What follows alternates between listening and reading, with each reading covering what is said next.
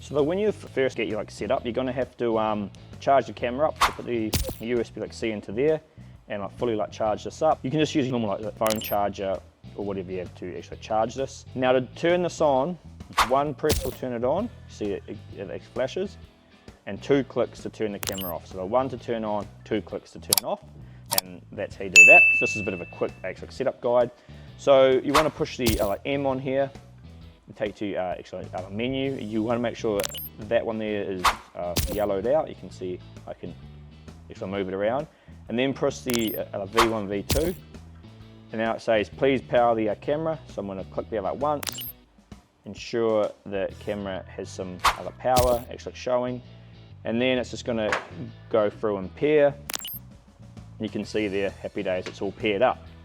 So that's how you first pair the camera, pretty important thing. You can also see this has actually AI smarts and warnings, so it will pick up actual vehicles and pedestrians behind you, but you can actually change that or get rid of it.